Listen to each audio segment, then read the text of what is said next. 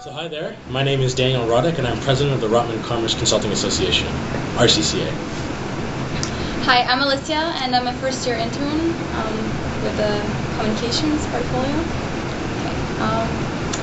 Well, we're gonna start an interview right now. So I'll be asking you a couple of questions.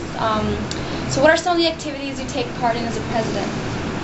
I mean, there are a few things you do as a president. I think it's the fact that you're involved in almost anything and everything that's needed. So last year as president, I even had to do things like print out name tags and like go to Kinko's and print stuff out just because the team needed it. This year I've been focusing more on external relations, talking to firms and building those relationships. So, I mean, as a president, you pretty much do everything and anything and nothing depending on what your team needs at that point. Sounds good. So what inspired you to take this position? Interestingly enough, it happened in my first year. So I was going to run for director of marketing for the RCCA, and the president at the time, his name was Mohan, approached me after the info session and told me, I think you should take over. And I was blown away. I didn't understand why, but he eventually convinced me to do it. I still don't know to this day why he did, but that's really what it was. He just kind of reached out to me and gave me the opportunity, and I thought I had to take it because something like this never comes around that often. So that's, I think it was a moment that really inspired me to take the position. If you could just use one word to describe your position, what would you choose? Sleepless. Okay. It's pretty self-explanatory. Yeah. Lots of late nights around event time, especially. So why do you think students should get involved within your group, like RCCA? I think what makes RCCA unique compared to the other student groups is the fact that it touches so many things and it gives you really transferable skills. So I'm upstairs right now. There's a finance elections forum happening, and I think finance is great. It gives you a lot of quantitative backing, and those skills are transferable to a certain extent. What consulting teaches you is how to solve problems, and no matter what you do, what career you're in, whether it's in business, whether you go to grad school or do something else, problem solving is a very, very important skill that everyone's looking for and you can always use.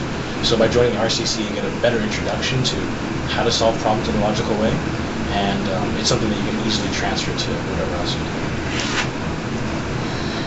So what have you gained from your experience so far? I mean, you mentioned expert. I think the word I've always used to describe it with the words is leadership boot camp. So RCC has been my leadership boot camp over the past two years, and it's because it's made me do almost everything. Like I've had to learn how to manage people, learn how to manage expectations of external parties in the program and our corporate partners. I've learned how to inspire people to work harder and learn how to communicate with different types of people and personality types. And these are all different things that you need to do to lead an organization, lead a group. You just need to really understand how to motivate people and how to communicate them so they understand your vision. And I think that's something that's my big key takeaway. It's been my leadership camp over the past 2 years.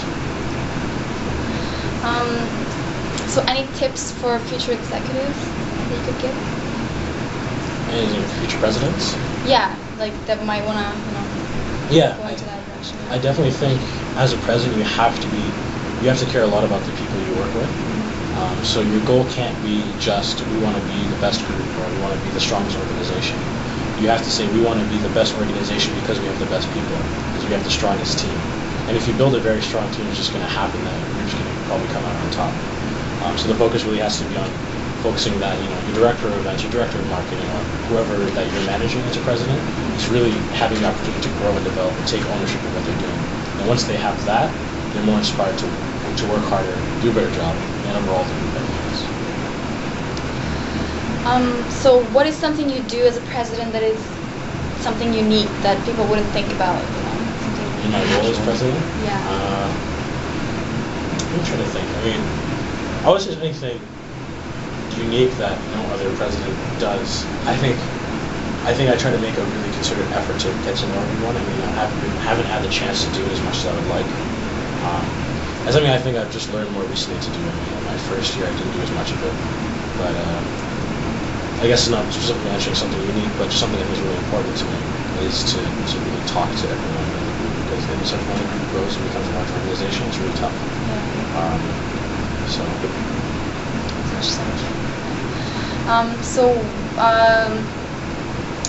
What is your most memorable Rotman moment to this day? Probably would have been I would say, okay, so it was in my first year. I was competing in a case competition called AdCom, which is now known as Brand Blitz, hosted by the RCMA. And it was a team of 3 first years. So it was me and the current president and vice president of the Marketing Association. At the time, we're all first years then. And we're going up against, in the finals, against the founding RCCA executive. So this is the director of marketing, the director of events, the director of external relations, and the vice president of the newly minted RCCA. We've now gone on to work for Microsoft, GE, and Accenture. And we were scared out of our minds. And we made our presentation, like, second would be cool. We were happy with that. And, they announced the winners and we ended up taking first, and we were blown away. I think that really gave me confidence that I could do well in case competitions and really have a chance. And that's my most memorable moment, just because I don't think I felt so much like pure joy in a case competition ever since that moment, because it was just like the first one the first big one I thought that I would make it. That's good. Props to you. Wow. Well, who's your favorite professor? Okay, I have 2. The longest while it's been HS, who teaches in 204.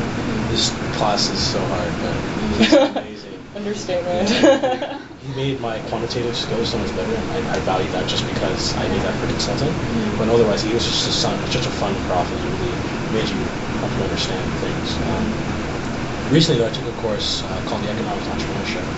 There's a professor, Reza Sachi, and he's a serial entrepreneur, and he really pushed me as a student to seek more out of what I look for in success. And I think he inspired me to look beyond 3 years from now, really think about what I want to do with my career long term. That's why his pressure is really what I enjoy. So if we gave you $1 million, what would you do with it? Trip around the world. Okay. No question about it. I haven't had a chance to travel a lot. I mean, for the past year, I've been trying to plan my grad trip. Yeah. I spent 3 months going around Europe, going to the Euro Cup, the World Cup, the Olympics. There are a few kind of like tours I want to do. Like I've always wanted to go around and tour all the football stadiums in the U.S. and watch like all the NFL teams play. I've never seen them play. Maybe do the same thing with hockey team, follow the Leafs around, a more successful team maybe. I don't know. I think I just want to see a lot of different parts of the world as quickly as possible, just to broaden my horizons. And then $1 million will cover some of that. Yeah, definitely. Do you have any hidden talents that you don't know about? I don't know. I don't really talk about it too much, but I really enjoy music. I enjoy playing the piano. Kind of be on and off when I play, but I really enjoy it.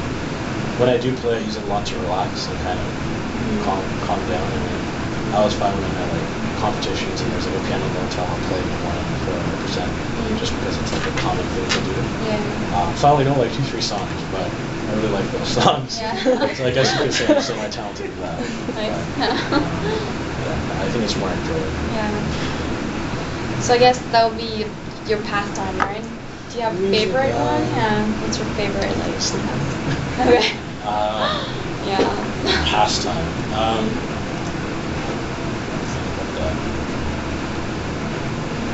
I don't know. I really just like enjoy sitting and talking to people. Just going over anything. I spend hours and hours in the basement here talking to friends about whatever. Yeah. And I probably enjoy those moments the most. So just relaxing and not really focusing on business, on school, on work, just hanging out. Those are probably my favorite moments here. So how many languages do you speak? I can speak English and I can somewhat speak French.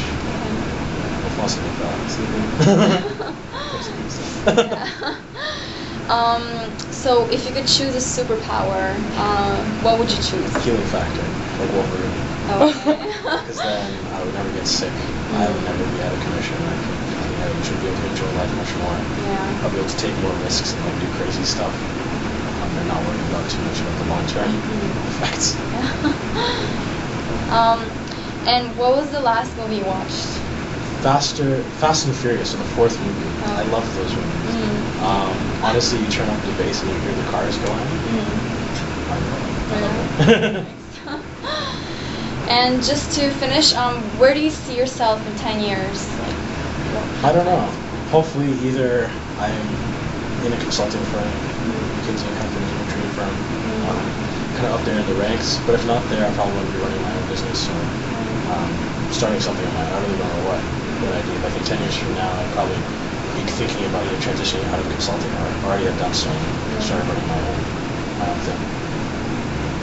All right. Okay. Thank you.